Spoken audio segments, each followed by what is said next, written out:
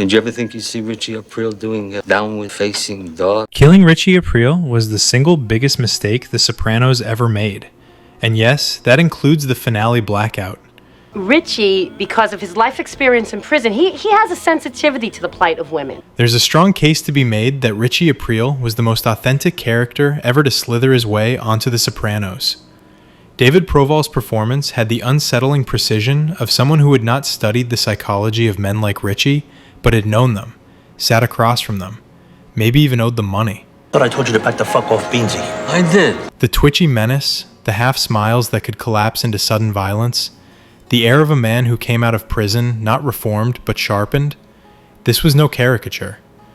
Richie Aprile looked and felt like every small-time ex-con who mistakes fear for respect. And yet, for all his realism, But I thought you were dead. That's my brother Jackie. Richie was doomed from the moment he walked back into Newark. Tony saw it, the audience saw it, and the writers certainly knew it. Characters like Richie, the ones who embody the past you can't reconcile with the present, have one destiny in Chase's universe, an unceremonious end. Jackie Jr. was shot to death. Pussy, Richie, Tony Blundetto, Jackie Jr., all echoes of an older world or failed possibilities, all destined for removal. Yeah, he went to visit her. You know he always loved Mom. The series thrived on this cycle of return and erasure, and Richie was simply the most vivid example. Still, it's not hard to sympathize with James Gandolfini's outrage at the decision to kill him off so quickly. Gandolfini himself reportedly wanted Richie as a long-term foil, a worthy sparring partner. His frustration was understandable. Proval gave him something the other actors often couldn't: resistance. Few performers could survive sharing a frame with Gandolfini's volcanic presence. Steve Buscemi and Annabella Sciorra both struggled at times to hold their ground.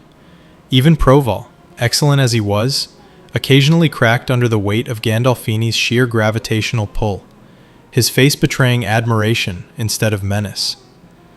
Still, the chemistry was undeniable. Tony. You don't sell that shit along those routes, you understand me? Richie Aprile was Tony Soprano's mirror, not his subordinate. Dancer, you think your son is gay? Richie's death, orchestrated by Janice of all people, shocked viewers precisely because it came from the periphery.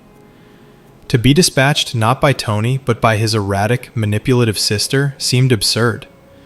Until you remembered that Janice was never one to let resentment simmer quietly. In retrospect, Richie was always going to die.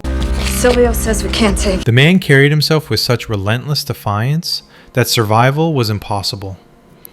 But Janice, in a fit of fury, got the privilege of speeding up the inevitable. It is tempting to imagine what might have been had Richie lasted longer, perhaps colliding with Ralph Cifaretto. The mind reels. It's a girl, we'll name it Tracy after you. Ralph's smirking provocations meeting Richie's volcanic temper, Tony stuck in the middle, playing referee between two men constitutionally incapable of de-escalation. Instead, we were left with the tantalizing shadow of what that pairing could have been. Comparisons to other villains are inevitable. Ralph was gleefully grotesque. You've got McKelly, Feach, Lamano. Feach was a relic out of time. And even Uncle Junior had his moments as a credible antagonist. But Richie Aprile was different. He wasn't a cartoon. He wasn't a tragic figure. Richie Aprile?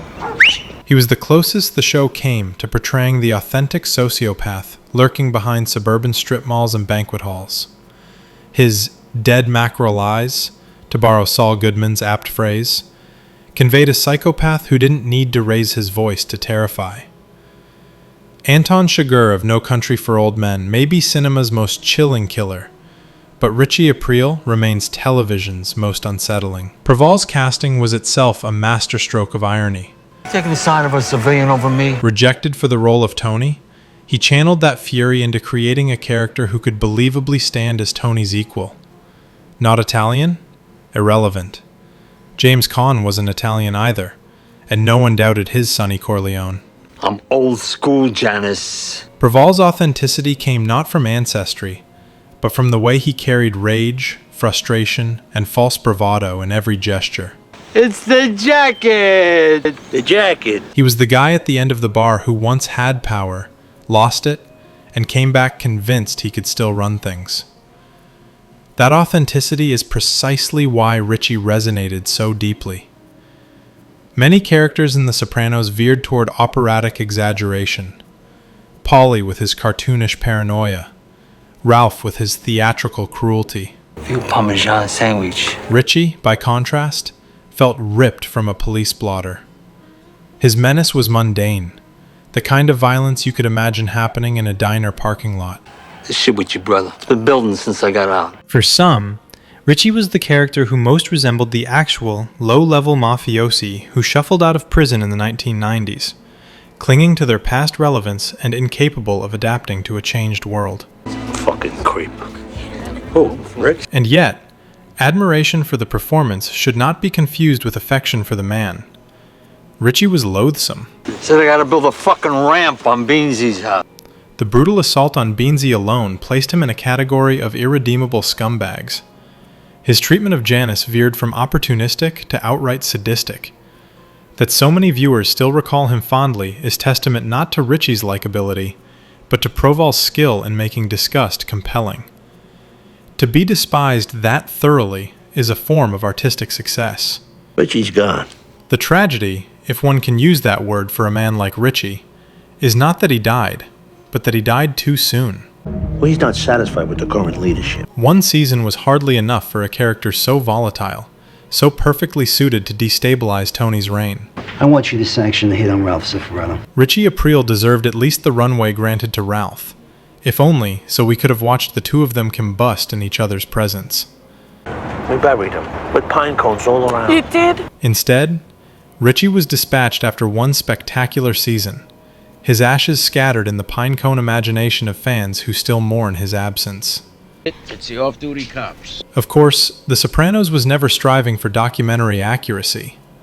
The body count far outstripped the real-life mob's relative restraint in the DNA era.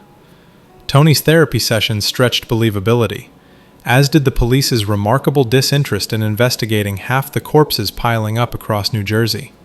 Chase himself admitted the violence was heightened for dramatic effect, even mocking critics who demanded more blood by creating characters designed to satirize their bloodlust. It's a television show, not a sociology text. You know, he may never walk again. And yet, within that heightened world, Richie Aprile remained grounded. He didn't need theatrics to terrify. He didn't require operatic monologues or elaborate cruelty.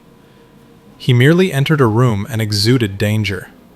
The kind of man whose presence turned the air sour. You let him hold a gun to your head during sex? Richie Aprile disgusted audiences, and that is precisely why he endures. Few characters on The Sopranos managed to feel simultaneously so real and so unforgettable. David Proval gave the show one of its most terrifying villains, then exited far too soon. His moxie, as one admirer put it, was tremendous for his size. Did you ever think you'd see Richie Aprile doing a downward-facing dog? His reign was brief, but it burned with such authenticity that 25 years later, fans are still arguing over his eyes, his menace, his downfall, and above all, his wasted potential. Richie Aprile lived one season, but in that season, he was more real than half the mobsters television has churned out in decades. Richie didn't last long. This channel will, with your subscribe.